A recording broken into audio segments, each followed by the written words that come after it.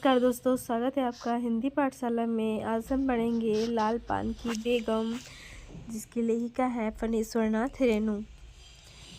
यह कहानी यूजीसी के सिलेबस में लगी हुई है। क्यों बिरजू की माँ नाच देखने नहीं जाएगी क्या? बिरजू की माँ शकरकंद उबालकर बैठी मन ही मन कुछ कूढ़ रही थी अपने आंगन में। 7 साल का लड़का बिरजू, नोट कर लीजिएगा, उसका लड़का बिरजू कितने साल का है? 7 साल का है, ठीक है। शकरकंद के बदले तमाचे खाकर आंगन में लोटपोट कर सारी देह में मिट्टी मल रहा था। चंपिया के सिर भी चुड़ैल मंडरा रही है। आंधे आंगन धूप रहते जो गई है सहुआन की दुकान छोआ गुड़ लाने, सो अभी तक नहीं लौटी। दिया बाती की बेला हो गई। आज आज लौट के जरा। बागड़ बकरे की देह में कुकुर माछी लगी थी, इसलिए बेचारा बागड़ रह रहकर कूद फांद रहा था। बिरजू की माँ बागड़ पर मन का गुस्सा उतारने का बहाना ढूंढ कर निकाल चुकी थी। पिछवाड़े की मिर्च की फूली गाछ, बागड़ के सिवा और किसने कलेवा किया होगा? बागड़ को मारने के लिए वह मिट्टी का छोटा ढेला उठा चुकी थी कि पड़ोसी मखनी फुआ की पुकार सुनाई पड़ी। क्यों बिरजू की माँ नाच देखने नहीं जाएगी क्या? बिरजू की माँ के आगे नाथ और पीछे पगहिया न हो तब न फुआ। अगर गुस्से में बुझी नुकीली बात फुआ की देह में धंस गई और बिरजू के माँ ने हाथ के ढेले को पास ही फेंक दिया। बेचारे बागड़ को कुकुर माछी परेशान कर रही है। हाय हाय राय। बिरजू ने लेटे ही लेटे बागड़ को एक डंडा लगा दिया। बिरजू की माँ की इच्छा हुई कि जाकर उसी डंडे से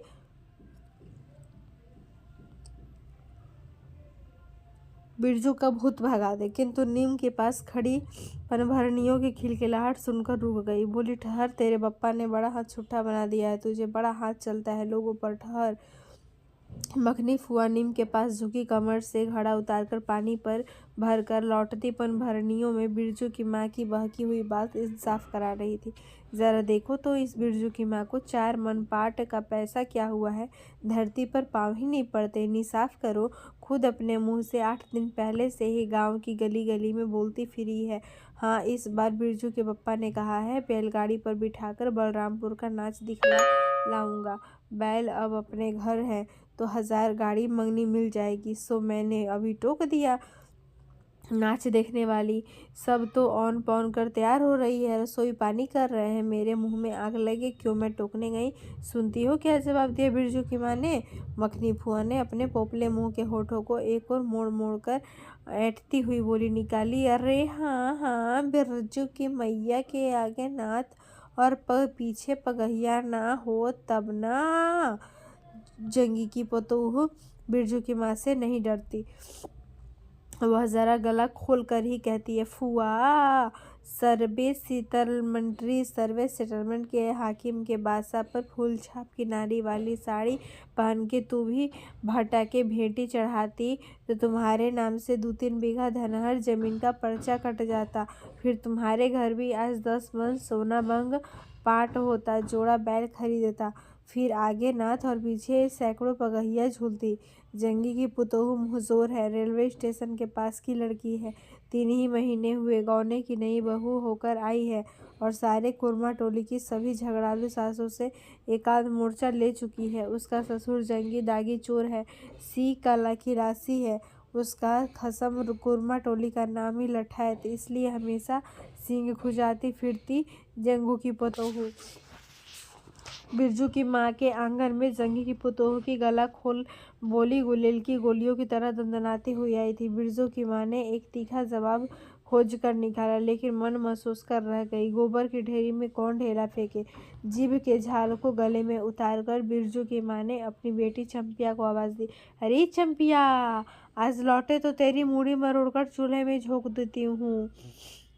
दिन दिन बेचाल होती जाती है। गांव में तो अब ठेठर बैस्कोप का गीत गाने वाली पतोरिया पतोहू सब आने लगी है। कहीं बैठ के बाजे न मुरलिया सीख रही होगी। हर जाई, अरे चंपिया। जंगी की पतोहू ने बिरजू की माँ की बोली का स्वाद लेकर कमर पर घड़े को संभाला और मटक कर बोली, चल दीदिया चल, इस मोहल्ले में लाल पान की बेगम बसती है, नहीं जानती? दोपहर दिन और चौपहर रात बिजली की बत्ती भग भग कर जलती है। भग भग बिजली बत्ती की बात सुनकर न जाने क्यों सभी खिलखिलाकर हंस पड़ी। फुआ की टूटी हुई दांत पंक्तियों के बीच से एक मीठी गाली निकली, शैतान की नानी। बिरजू की माँ की आंखों पर मानो किसी ने तेज टार्च की रोशनी डालकर चौंधिया दिया। भग भग बिजली बत्ती। 3 साल पहले सर्वे कैंप के बाद गांव की जलन डाही औरतों ने एक कहानी गढ़ के फैलाई थी। चंपिया की माँ के आंगन में रात भर बिजली बत्ती भुकभुकाती थी। चंपिया की माँ के आंगन में नाक वाले जूते की छाप घोड़े की टाप की तरह जलो जलो और जलो। चंपिया की माँ के आंगन में चांदी जैसे पाट सूखते देखकर जलने वाली सब औरतें खलिहान पर सोनोली धान के बोझों को देखकर बैगन का भुर्ता हो जाएंगी। मिट्टी के बर्तन से टपकते हुए छोवा गुड़ को उंगलियों से चाटती हुई चंपिया आई और माँ के तमाचे खाकर चीख पड़ी, मुझे क्यों मारती है? सहुआइन जल्दी से सौदा नहीं देती है। सहुआइन जल्दी सौदा नहीं देती है कि नानी? एक सहुआइन की दुकान पर मोती झरते हैं जो जड़ गाड़ कर बैठी हुई थी। बोल, गले पर लात देकर कल्ला तोड़ दूंगी हरजाई जो फिर कभी बाजे न मुरलिया गाते सुना। चाल सीखने जाती है ट्यूशन की छोकरियों से। बिरजू की माँ ने चुप होकर अपनी आवाज़ अंदाजी की। उसकी बात जंगी के झोपड़े तक साफ साफ पहुँच गई होगी। बिरजू बीती हुई बातों को भूलकर उठ खड़ा हुआ था और धूल झाड़ते हुए बर्तन से टपकते हुए गुड़ को ललचाई निगाह से देखने लगा था। दीदी के साथ वह भी दुकान जाता तो दीदी उसे भी गुड़ चटाती जरूर। वह शकरकंद के लोभ में रहा और मांगने पर माँ ने शकरकंद के बदले ए मैया 1 अंगुली गुड़ दे दे। बिरजू ने तलहटी फैलाई, दे न मैया एक रत्ती क्यों उठा के बर्तन को फेंक आती हूँ, पिछवाड़े में जाके चाटना। नहीं बनेगी मीठी रोटी खाने का मुंह होता है। बिरजू की माँ ने उबले शकरकंद का सूप रोती हुई चंपिया के सामने रखते हुए कहा, बैठ के छिलके उतार, नहीं तो अभी 10 साल की चंपिया जानती है शकरकंद छीलते समय कम से कम 12 बार माँ उसे बाल पकड़कर झकझोरेगी, छोटी छोटी खोट निकालकर गालियाँ देगी। पाँव फैला के क्यों बैठी है उस तरह बेलज्जी? चंपिया माँ के गुस्से को जानती है। बिरजू ने इस मौके पर थोड़ी सी खुशामद करके देखा, मैया मैं भी बैठकर शकरकंद छीलूं? नहीं, माँ ने झिड़की दी, 1 शकरकंद छिलेगा और 3 पेट में। जाके सिद्धू की बहू से कहो 1 घंटे के लिए कढ़ाई मांग कर ले गई तो फिर लौटाने का नाम नहीं। जाए जल्दी। मुंह लटकाकर आंगन से निकलते निकलते बिरजू ने शकरकंद और गुड़ पर निगाहें दौड़ाई। चंपिया ने अपने झपरे केस की ओट से माँ की ओर देखा और नजर बचाकर चुपके से बिरजू को 1 शकरकंद फेंक दिया। बिरजू भागा। सूरज भगवान डूब गए, दिया बाती की बेला हो गई। अभी तक गाड़ी। चंपिया बीच में ही बोल उठी, कोयरी टोले में किसी ने गाड़ी नहीं दी मैया। बप्पा बोले माँ से कहना सब ठीक ठाक करके तैयार है, मलदहिया टोली के मियाँ जान के गाड़ी लेने जा रहा हूँ। टोली का नाम नोट कर लीजिएगा, कोयरी टोला और मलदहिया टोला। पात्र का नाम नोट कीजिएगा और उनकी आयु। सुनते ही बिरजू की माँ का चेहरा उतर गया, लगा छाते की कमानी उतर गई घोड़े से अचानक। कोयरी टोले में किसी ने गाड़ी मंगनी नहीं दी, तब मिल चुकी गाड़ी। जब अपने गांव के लोगों की आंख में पानी नहीं तो मलदहिया टोली के मियाँ जान की गाड़ी का क्या भरोसा? न 3 में न 13 में। क्या होगा? शकरकंद छील कर रख दे उठा के।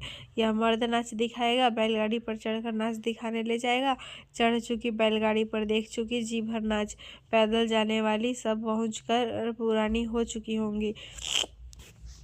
बिरजू छोटी कढ़ाई सिर पर औंधाकर वापस आए। देख दिया मिलिट्री टोपी, इस पर 10 लाठी मारने पर भी कुछ नहीं होता। चंपिया चुपचाप बैठी रही, कुछ बोली नहीं, जरा सी मुस्कुराई भी नहीं। बिरजू ने समझ लिया मैया का गुस्सा अभी उतरा नहीं है पूरे तौर से। मड़ैया के अंदर से बागड़ को बाहर भगाती हुई बिरजू की माँ बड़बड़ाई, कल ही 5 कौड़ी कसाई के हवाले करती हूँ, रकस तुझे हर चीज में मुँह लगाएगा। चंपिया बांध दे बागड़ को, खोल दे गले की घंटी, हमेशा टुनुर टुनुर, मुझे जरा नहीं सुहाता है। टुनुर टुनुर सुनते ही बिरजू को सड़क से जाती हुई बैलगाड़ियों की याद हो आई। अभी बपवान टोले की गाड़ियां नाच देखने जा रही थी। झुनुर झुनुर बैलों की झुमकी तुमने सुनी? बेसी बकबक मत करो, बागड़ के गले से झुमकी खोलती बोली चंपिया। चंपिया डाल दे चूल्हे में पानी, पप्पा आवे तो कहना कि उड़न जहाज पर चढ़कर नाच देखने आए। मुझे नाच देखने का शौक नहीं, मुझे जगाइयो मत कोई, मेरा माथा दुख रहा है। मड़ैया के वो सारे पर बिरजू ने फिसफिसा के पूछा, क्यों दीदिया, नाच में उड़न जहाज भी उड़ेगा? चटाई पर कथरी उड़कर बैठती हुई चंपिया ने बिरजू को चुपचाप अपने पास बैठने का इशारा किया। मुफ्त में मार खाएगा बेचारा। बिरजू ने बहन की कथरी में हिस्सा बांटते हुए चुकी मुक्की लगाई। जाड़े के समय इस तरह के घुटने पर ठुड्डी रखकर चुकी मुक्की लगाना सीख चुका है वह। उसने चिंपिया के कान के पास मुंह ले जाकर कहा, हम लोग नाच देखने नहीं जाएंगे, गांव में एक पंछी भी नहीं है, सब चले गए। चंपिया को तिल भर भी भरोसा नहीं, समझा तारा डूब रहा है। पप्पा अभी तक गाड़ी लेकर नहीं लौटे। 1 महीना पहले से ही मैया कहती थी बलरामपुर के नाच के दिन मीठी रोटी बनेगी, चंपिया छींट की साड़ी पहनेगी, बिरजू पैंट पहनेगा। बैलगाड़ी पर चढ़कर चंपिया के भीगी पलकों पर एक बूंद आंसू आ गया। बिरजू का भी दिल भर आया। उसने मन ही मन में इमली पर रहने वाले जीन बाबा को एक बैगन कबूला। गाछ का सबसे पहला बैगन उसने खुद जिस पौधे को रोपा है। जल्दी से गाड़ी लेकर पप्पा को भेज दो जीन बाबा। मड़ैया के अंदर बिरजू की माँ चटाई पर बड़ी करवटें ले रही थी। पहले से ही किसी का बात का मंसूबा नहीं मानना चाहिए किसी को।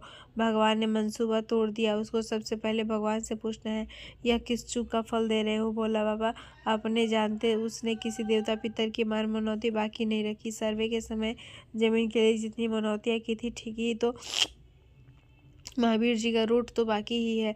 हाय रे देव, भूल चूक माफ करो महावीर बाबा, मनौती दूनी करके चढ़ाएगी बिरजू की माँ। बिरजू की माँ के मन में रह रहकर जंगी की पुतोहू की बातें चुभती है। भग भग बिजली बत्ती, चोरी चमारी करने वाले की बेटी पुतोहू चलेगी नहीं। 5 बीघा जमीन क्या हासिल की है बिरजू के पप्पा ने। गाँव की भाई कौकियों की आंखों में किरकिरी पड़ गई है। खेत में पाट लगा देखकर गांव के लोगों की छाती फटने लगी। धरती फोड़कर पाट लगा है। बैसाखी बादलों की तरह उमड़ते आ रहे हैं पाट के पौधे, तो अलान तो फलान। इतनी आंखों की धार भला फसल सहे, जहाँ 15 मन पाट होना चाहिए सिर्फ 10 मन पाट कटा। पर तौल के ओजन हुआ भगत के यहाँ। इसमें जलने की क्या बात है भला? बिरजू के पप्पा ने तो पहले ही कुरमा टोली के एक एक आदमी को समझा के कहा, जिंदगी भर मजदूरी करते रह जाओगे, सर्वे का समय हो रहा है, लाठी कड़ी करो तो 2-4 बीघे जमीन हासिल कर सकते हो। सो गांव की किसी पुतखौकी का भतार सर्वे के समय बाबू साहेब के खिलाफ खांसा भी नहीं। बिरजू के पप्पा को कम सहना पड़ा है। बाबू साहेब गुस्से से सर्कस नाच के बाग की तरह उमड़ते रह गए। उनका बड़ा बेटा घर में आग लगाने की धमकी देकर गया। आखिर बाबू साहब ने अपने सबसे छोटे लड़के को भेजा। बिरजू की माँ को मौसी कह के पुकारा। यह ज़मीन बाबूजी ने मेरे नाम से खरीदी थी। मेरी पढ़ाई लिखाई उसी ज़मीन की उपज से चलती है। और भी कितनी बातें खूब मोहना जानता है उधर जरा सा लड़का। ज़मींदार का बेटा है कि चंपिया। बिरजू सो गया क्या? यहाँ आजा बिरजू, अंदर। तू भी आजा चंपिया, भला आदमी आए तो एक बार आज। बिरजू के साथ चंपिया अंदर चली गई। ढिबरी बुझा दो, बापा बुलाए तो जवाब मत देना, कपच्ची गिरा दो। भला आदमी रे भला आदमी, मुंह देखो जरा इस मर्द का। बिरजू की माँ दिन रात मंझा न देती रहती तो ले चुके होते ज़मीन। रोज आकर माथा पकड़ के बैठ जाए, मुझे ज़मीन नहीं लेनी है। बिरजू की माँ मजदूरी ही अच्छी, जवाब देती थी बिरजू की माँ खूब सोच समझ के। छोड़ दो, जब तुम्हारा कलेजा ही स्थिर नहीं होता तो क्या होगा? जोरू ज़मीन जोर के, नहीं तो किसी और के। बिरजू के बाप पर बहुत तेजी से गुस्सा चढ़ता ही जाता है। बिरजू की माँ का भागी खराब है जो ऐसा गोबर गणेश घर वाला उसे मिला। कौन सा शौक मौज दिया है उसके मर्द ने। कोल्हू के बैल की तरह खटखट सारी उम्र काट दी इसके यहाँ। कभी 1 पैसे की जिलेबी भी लाकर दी है उसके खसम ने। पाट का दाम भगत के यहाँ से लेकर बाहर ही बाहर बैल हटा चले गए। बिरजू की माँ को एक बार नंबरी लूट देखने भी नहीं दी आँख से। बैल खरीद लाए। उसी दिन से गांव में ढिंडोरा पिटने लगे। बिरजू की माँ इस बार बैलगाड़ी पर चढ़कर जाएगी नाच देखने, दूसरे की गाड़ी के भरोसे नाच दिखाएगा। अंत में उसे अपने आप पर क्रोध आया। वह भी खुद भी कुछ कम नहीं, उसकी जीभ में आग लगे। बैलगाड़ी पर चढ़कर नाच देखने की लालसा किसी कुछ समय में उसके मुंह से निकली थी, भगवान जाने। फिर आज सुबह से दोपहर तक किसी न किसी बहाने उसने 18 बार बैलगाड़ी पर नाच देखने की चर्चा छेड़ी है। लोग खूब देखो नाच। कथरी के नीचे दुसाले का सपना। कल भोरे पानी भरने के लिए जब जाएगी पतली जीभ वाली पतुरिया सब हंसती आएंगी, हंसती जाएंगी। सब्जी भी जलते हैं उससे, हाँ भगवान दाढ़ीदार भी। 2 बच्चों की माँ होकर भी वह जस की तस है। उसका घर वाला उसकी बात में रहता है। वह बालों में गरी का तेल डालती है। उसकी अपनी ज़मीन है किसी के पास 1 घुर ज़मीन भी अपने इस गांव में। जलेंगे नहीं, 3 बीघे में धान लगा हुआ है। अगहनी लोगों की बिखदीट से बचे तो अब तो। बाहर बैलों की घंटियां सुनाई पड़ी। तीनों सतर्क हो गए, उत्कण्ठ होकर सुनते रहे। अपने ही बैलों की घंटी है। क्यों रे चंपिया? चंपिया और बिरजू ने प्राय एक ही साथ कहा, हूँ। चुप, बिरजू की माँ ने फिसफिसा कर कहा, शायद गाड़ी भी ये गड़गड़ाती है ना। हूँ। दोनों ने फिर हुंकारी भरी। चुप, गाड़ी नहीं है। तू चुपके से टट्टी में छेद करके देख तो जा चंपिया। भाग के आ चुपके चुपके। चंपिया बिल्ली की तरह हौले हौले पाँव से टट्टी के छेद में झाँक आई।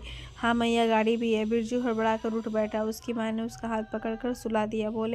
बोले मत। चंपिया भी गुदड़ी के नीचे घुस गई। बाहर बैलगाड़ी खोलने की आवाज़ हुई। बिरजू के बाप ने बैलों को जोर से डांटा। हाँ हाँ, आ गए। घर आने के लिए छाती फटी जाती थी। बिरजू की माँ ताड़ गई। जरूर मलदहिया टोली में गांजे की चिलम चढ़ रही थी। आवाज़ तो बड़ी खनखनाती हुई निकल रही है। चंपिया, हाँ, बाहर से पुकार कर कहा। उसके बाप ने, बैलों को घास दे दे चंपिया। अंदर से कोई जवाब नहीं आया। चंपिया के बाप ने आंगन में आकर देखा तो न रोशनी, न चिराग, न चूल्हे में आग। बात क्या है? नाच देखने उतावली होकर पैदल ही चली गई क्या? बिरजू के गले में खसखसाहट हुई और उसने रोकने की पूरी कोशिश की, लेकिन खांसी जब शुरू हुई तो पूरे 5 मिनट तक वह खांसता रहा। बिरजू, बेटा बिरजमोहन। बिरजू का यहाँ देखिए, उसका असली नाम क्या था? बिरजमोहन। सब उसे प्यार से बिरजू बोलते थे। नोट कीजिएगा, एग्जाम में आ सकते हैं। बिरजू के बाप ने पुचकार कर बुलाया। मैया गुस्से के मारे सो गई क्या? अरे अभी तो लोग जा ही रहे हैं। बिरजू की माँ के मन में आया कि कसकर जवाब दे, नहीं देखना है नाच, लौटा दो गाड़ी। चंपिया, उठते क्यों नहीं? नहीं ले, धान की 25 रख दे। धान की बालियों का छोटा जब्बा झोपड़े के ओसरे पर रख कर उसने कहा, दिया बालो। बिरजू की माँ उठकर उसारे पर आई। 1:30 पहर रात को गाड़ी लेने की क्या जरूरत थी? नाच तो अब खत्म हो रहा होगा। डिबरी की रोशनी में धान की बालियों का रंग देखते ही बिरजू की माँ के मन का सम्मल दूर हो गया। धानी रंग उसकी आंखों से उतरकर रोम रोम में घुल गया। नाच अभी शुरू भी नहीं हुआ होगा। अभी अभी बलरामपुर के बाबू की संपन्नी गाड़ी मोहनपुर होटल बंगला से हाकिम साहब को लाने गई है। इस साल आखिरी नाच है। 25 टट्टी में खोज दे। अपने खेत का है। अपने खेत का? हुलसती हुई बिरजू की माँ ने पूछा। पक गए धान? नहीं, 10 दिन में अगहन चढ़ते चढ़ते लाल होकर झुक जाएंगी सारी खेत की बालियां। मलदहिया टोली पर जा रहा था। अपने खेत में धान देकर आंखें जुड़ा गई। सच कहता हूँ, 25 शीश तोड़ते समय उंगलियां कांप रही थी मेरी। बिरजू ने धान की एक बाली से एक धान लेकर मुंह में डाल लिया और उसकी माँ ने एक हल्की डांट दी। कैसा लुक्कड़ है रे तुरे? इन दुश्मनों के मारे कोई नेम धर्म बचे क्या हुआ? डांटती क्यों हो? नवान के पहले ही न नया दान जुटा दिया, देखते नहीं? अरे इन लोगों का सब कुछ माँ पे चिरई चुरमुन है यह लोग। दोनों के मुंह में नवान के पहले अरले नया अन्न न पड़े। इसके बाद चंपिया ने भी धान की बाली से 2 धान देखकर लेकर दांतों तले दबाए। ओ मैया, इतना मीठा चावल और गमकता भी है न दीदिया। बिरजू ने फिर मुंह में धान लिया। रोटी पोटी तैयार कर चुकी क्या? बिरजू के बाप ने मुस्कुरा कर कहा। नहीं, मान भरे सुर में बोली बिरजू की माँ। जाने का ठिकाना नहीं और रोटी बनाती? वाह, खूब हो तुम लोग। जिसके पास बैल है उसे गाड़ी मांगने नहीं मिलेगी भला? गाड़ी वालों को कभी बैल की ज़रूरत होगी? पूछूंगा तब कोई रिटोले वालों से। ले जल्दी से रोटी बना ले, देर नहीं लगेगी होगी। अरे टोकरी भर रोटी तो तू पलक मारते बना देती है। 5 रोटियां बनाने में कितनी देर लगेगी? अब बिरजू की माँ की होठों पर मुस्कुराहट खुलकर खलने लगी। उसने नज़र बचाकर देखा। बिरजू का पप्पा उसकी ओर एकटक निहार रहा है। चंपिया और बिरजू न होते तो मन की बात हंसकर खोलने में देर न लगती। चंपिया और बिरजू ने एक दूसरे को देखा और खुशी से उनके चेहरे जगमगा उठे। मैया बेकार गुस्सा हो रही थी ना? चंपी जरा गहलसार में खड़ी होकर मखनी फुआ को आवाज़ दे तो, ए फुआ, सुनती हो फुआ, मैया बुला रही है। फुआ ने कोई जवाब नहीं दिया, किंतु उसकी बड़बड़ाहट स्पष्ट सुनाई पड़ी। हाँ, फुआ को क्यों गुहारती है? सारे टोले में बस एक फुआ ही तो वीरनाथ पगैया वाली है। अरे फुआ, बिरजू की माँ ने हंसकर जवाब दिया। उस समय बुरा मान गई थी क्या? नाथ पगैया वाले को आकर देखो, दोपहर रात में गाड़ी लेकर आया है। आ जाओ फुआ, मैं मीठी रोटी पकाना नहीं जानती। फुआ काकती हंसती आई। इसी के घड़ी हर दिन रहते ही पूछ रही थी कि नाच देखने जाएगी क्या? कहती तो मैं पहले से ही अपनी अंगीठी यहाँ सुलगा जाती। बिरजू की माँ ने फुआ को अंगीठी दिखला दी और कहा, घर में अनाज दाना वगैरह तो कुछ है नहीं, एक बागड़ है और कुछ बर्तन बासन। रात भर के लिए यहाँ तंबाकू रख जाती हूँ। अपना हुक्का ले आई हो ना फुआ? फुआ को तंबाकू मिल जाए तो रात भर क्या 5 रात बैठकर जाग सकती है। फुआ ने अंधेरे में टटोल कर तंबाकू का अंदाज किया। हो, हाथ खोलकर तंबाकू रखा है ना बिरजू की माँ ने? और एक वह है सहुआइन राम को हो। उस रात को अफीम की गोली की तरह एक मटर भर तंबाकू रखकर चली गई गुलाब बाग मेले में और कह गई डिब्बी भर तंबाकू है। बिरजू की माँ चूल्हा सुलगाने लगी। चंपिया ने शकरकंद को मसल कर गोले बनाए और बिरजू सिर पर कड़ाही औंधा कर अपने बाप को दिखलाने लगा। मलेटरी टोपी, इस पर 10 लाठी मारने पर भी कुछ नहीं होगा। सभी ठठाकर हंस पड़े। बिरजू की माँ हंसकर बोली, ताखे पर 3-4 मोटे शकरकंदे दे दे बिरजू को चंपिया। बेचारा शाम से ही बेचारा मत को मैया खूब सचा रहा है। अब चंपिया चाकने लगी। तुम क्या जानो कथरी के नीचे मुंह क्यों चला रहा था बाबू साहब का? ही। बिरजू के टूटे दूध के दांतों की फांक से बोली निकली। बिलेक मार्टिन में 5 शकरकंद खा लिया। हा। सभी फिर ठठाकर हंस पड़े। बिरजू की माँ ने फुआ का मन रखने के लिए पूछा, एक कनवा गुड़ है, आधा दो फुआ? फुआ ने गदगद होकर कहा, अरे शकरकंद तो खुद मीठा होता है, उतना क्यों डालेगी? जब तक दोनों बैल दाना न खास कर एक दूसरे की देह को जीभ से चाटे, बिरजू की माँ तैयार हो गई। चंपिया ने छींट की साड़ी पहनी और बिरजू बटन के अभाव में पैंट पर पटसन की डोरी बांधवाने लगा। बिरजू के माँ ने आंगन से निकलकर गांव की ओर कान लगाकर सुनने की चेष्टा की।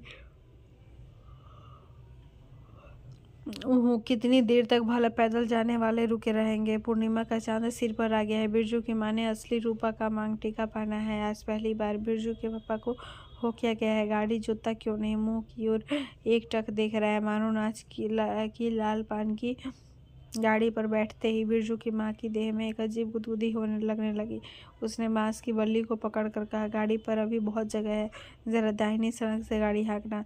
बैल जब दौड़ने लगे, पहिया जब चू चू करके घरघराने लगा तो बिरजू से नहीं रह गया।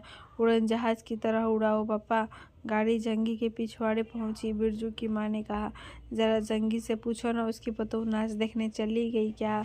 गाड़ी के रुकते ही जंगी के झोपड़े से आती हुई रोने की आवाज़ स्पष्ट हो गई। बिरजू के पापा ने पूछा, अरे जंगी भाई, काहे कनरोट हो रहा है आंगन में? जंगी घूर ताप रहा था। बोला, क्या पूछते हो रंगी? बलरामपुर से लौटा नहीं, पतोहिया नाच देखने कैसे जाए? आसरा देखते देखते उधर गांव की सभी औरतें चली गई। अरे टीसन वाली तो रोती है काहे?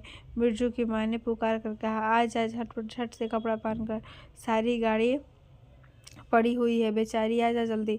बगल के झोपड़े से राधे की बेटी सुने ने कहा, काकी गाड़ी जगह है, मैं भी जाऊंगी। बांस की झाड़ी के उस पर लरेना खवास का घर है, उसकी बहू भी नहीं गई है, गिलट का झुमकी कड़ा पहनकर झमकती आ रही है। आ जा, जो बाकी रह गई हैं सब आ जाए जल्दी। जंगी की पुतोहू, लरेना की बीवी और राधे की बेटी सुन रही, तीनों गाड़ी के पास आई। ये तीनों नाम नोट कर लीजिएगा। बैल ने पिछला पैर फेंका। बिरजू के बाप ने एक भद्दी गाली दी, साला लताड़ मारकर लंगड़ी बनाएगा पुतोहू को। सभी ठठाकर हंस पड़े। बिरजू के बाप ने घूंघट में झुकी दोनों पुतोहों को देखा। उससे अपने खेत की झुकी हुई बालियों की याद आ गई। जंगी की पुतोहू का गौना 3 ही मास पहले हुआ है। गौने की रंगीन साड़ी से कड़वे तेल और लठवा सिंदूर की गंध आ रही है। बिरजू की माँ को अपने गौने की याद आई। उसने कपड़े की गठरी से 3 मीठी रोटियां निकाल कर कहा, खा ले एक करके, सिमरा के सरकारी कूप में पानी पी लेना। गाड़ी गांव से बाहर होकर धान के खेतों के बगल से जाने लगी। चांदनी कार्तिक की, खेतों से धान के झड़ते फूलों की गंध आती है। बांस की झाड़ी में कहीं दुधी की लता फूली है। जंगी की पुतोहू ने एक बड़ी बीड़ी सुलगाकर बिरजू की माँ की ओर बढ़ाई। बिरजू की माँ को अचानक याद आई, चंपिया, सुंदरी, लड़ना की बीबी और जंगी पुतोहू के ये चारों ही गांव के बैसकूब का गीत गाना जानती हैं खूब। गाड़ी खिली धन खेतों के बीच होकर गई, चारों ओर गौने की साड़ी की खसखसाहट जैसी आवाज़ होती है। बिरजू की माँ के माथे के मंगटिके पर चांदनी छिटकती है। अच्छा, अब एक बैसकूब गीत गा। तो चंपिया डरती है काहे, जहाँ तू भूल जाओगी बगल में मास्टरनी बैठी है। दोनों पुतोहुओं ने तो नहीं, किंतु चंपिया और सुंदरी ने खंखार कर गला साफ किया। बिरजू के बाप ने बैलों को ललकारा, चल भैया और जरा जोर से गा रे चंपिया, नहीं तो मैं बैलों को धीरे धीरे चलने को कहूँगा। जंगी की पुतोहू ने चंपिया के कान के पास घूंघट ले जाकर कुछ कहा और चंपिया ने धीमे से शुरू किया, चंदा की चांदनी। बिरजू गोद में लेकर बैठी। उसकी माँ की इच्छा हुई कि वह भी साथ साथ गीत गाए। बिरजू की माँ ने जंगी की पुतोहू को देखा, धीरे धीरे गुनगुना रही है वह भी। कितनी प्यारी पुतोहू है, गौने की साड़ी से एक खास किस्म की गंध निकलती है। ठीक ही तो कहा है उसने। बिरजू की माँ है लाल पान की बेगम, यह तो कोई बुरी बात नहीं। हाँ, वह सचमुच लाल पान की बेगम है। बिरजू की माँ ने अपनी नाक पर दोनों आँखों को केंद्रित करने की चेष्टा करके अपने रूप की झांकी ली। लाला साड़ी की झिलमिल किनारी मांग टीका पर चांद। बिरजू की माँ के मन में अब और कोई लालसा नहीं, उसे नींद आ रही है। अगर आपको ये कहानी पसंद आए तो चैनल को लाइक, शेयर और सब्सक्राइब जरूर करें। धन्यवाद।